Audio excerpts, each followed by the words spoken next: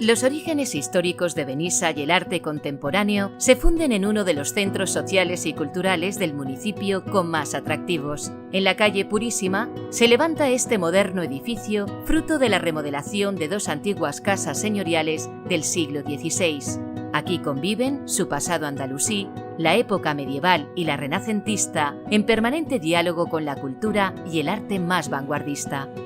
Estructurado en 3 plantas, l'Espai d'Art Contemporani Salvador Soria dibuja su perfil a partir de materiales esenciales como la piedra, el hierro, la madera y el vidrio,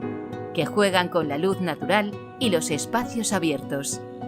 El recorrido a este espacio se inicia por la calle Gaspar Tello, invitando a los visitantes a un itinerario a través de rampas y pasarelas por donde descubrir la colección municipal de las obras ganadoras en el certamen de pintura que lleva el nombre de Salvador Soria, hijo adoptivo de la localidad y uno de los grandes artistas valencianos del siglo XX. El contorno de la antigua muralla y de una de sus torres se mantienen reconocibles en el diseño arquitectónico de la nueva construcción, que fusiona todos los elementos patrimoniales y las trazas históricas que durante siglos lo han definido, y las viviendas que ocupan el lugar que ahora alberga el edificio cultural.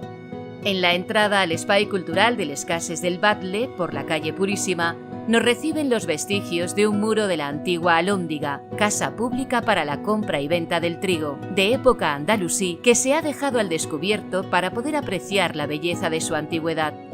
Igualmente, una mirada al suelo nos descubre uno de los viejos silos que se han conservado y que hacían funciones de almacenaje del grano. Por último, la planta superior acoge la Biblioteca Pública Bernat Capó, el escritor y periodista hijo predilecto de Benissa, un acogedor espacio diáfano que mantiene los antiguos arcos de piedra tosca de las primitivas Nayas.